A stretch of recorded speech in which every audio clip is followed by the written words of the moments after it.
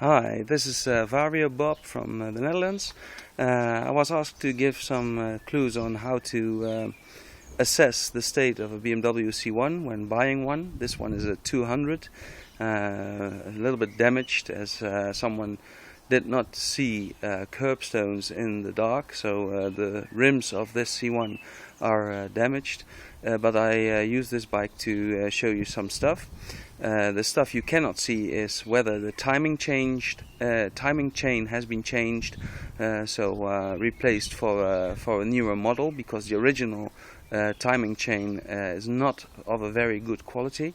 Neither is it possible to see what the valve clearance is, and it would be a good thing to measure that by all means. Also, if someone claims that it is running splendid, then still you should have a look at it as soon as possible so you can assess it for yourself.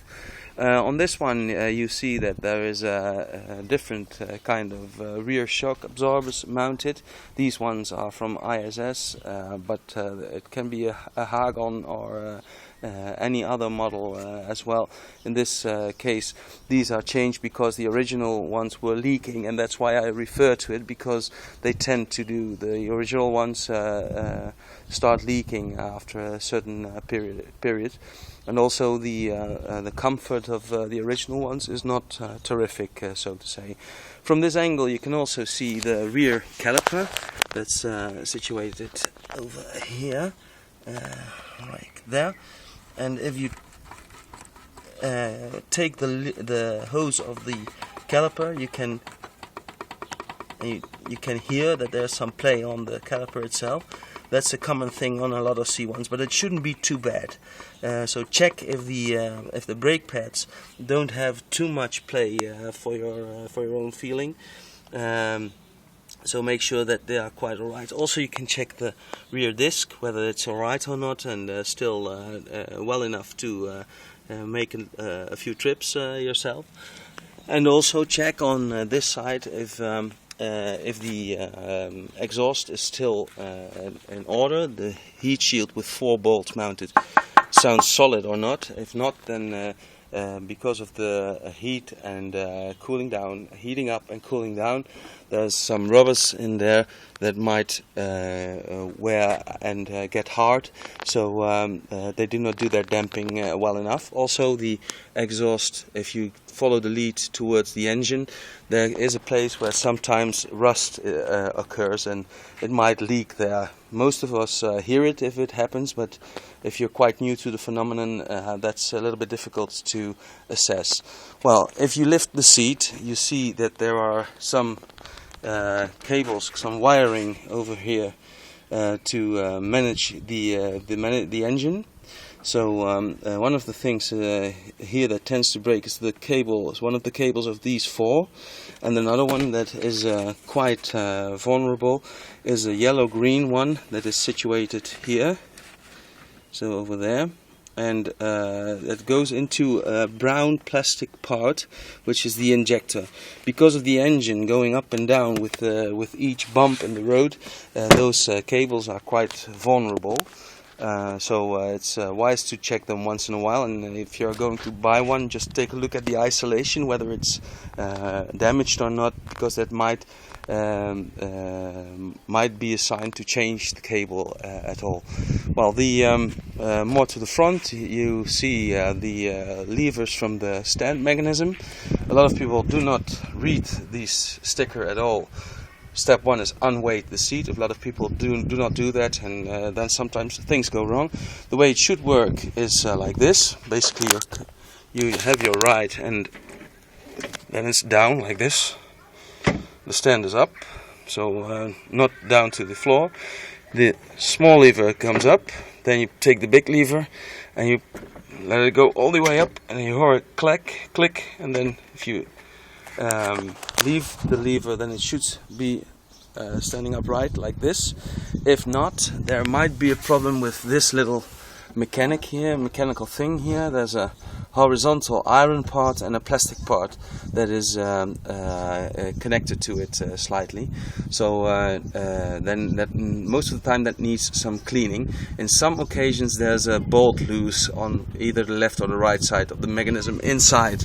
So if it's not very easily functioning with a little help, then you should be aware of some extra work to do.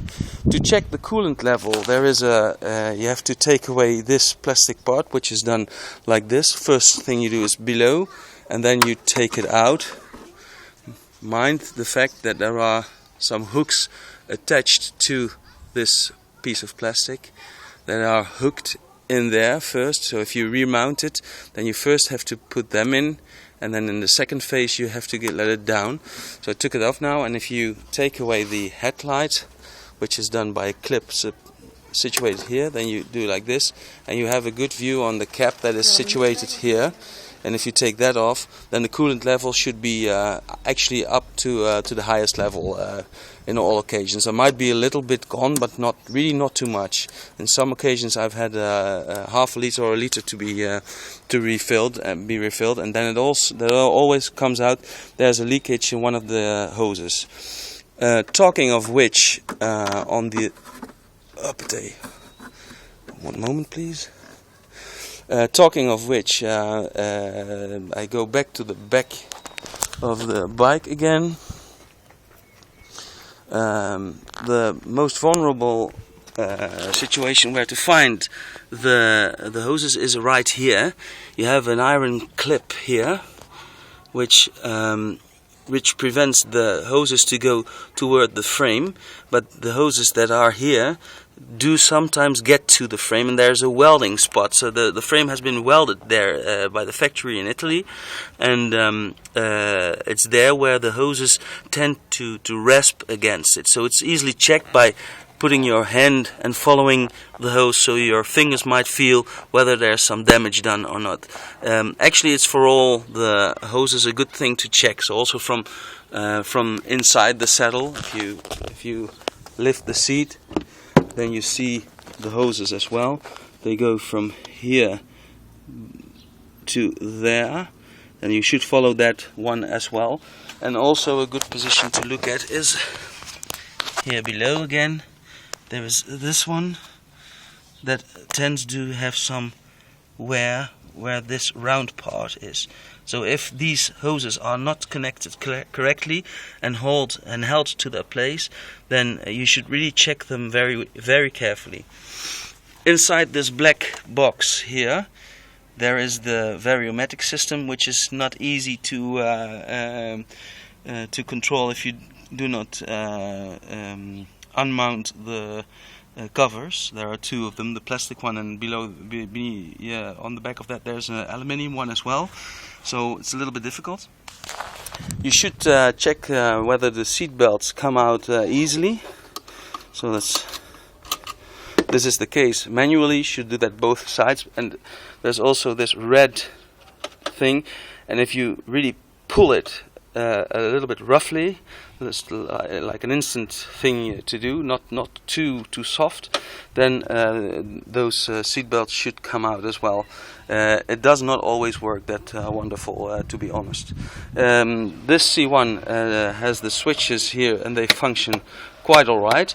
If yours doesn't, then or the one that you are looking at doesn't, then you should be aware of the fact that it's the worst thing to do is to start pushing even harder, because then you will destroy the inner part of the switches, which is repairable, but it's a lot of work, and a new one is quite expensive. On this one there is ABS mounted, so these two bulbs will start glowing when you put the engine into its driving position. So if you turn on the contact, then they start lighting. I do not have the keys with me. This part is in some occasions not there. Then there's a lid that can be opened, in which there's a 12-volt connector to have your iPhone or Android telephone or whatever connected. You should be aware of the fact that there are a lot of C1s in which the plus and minus are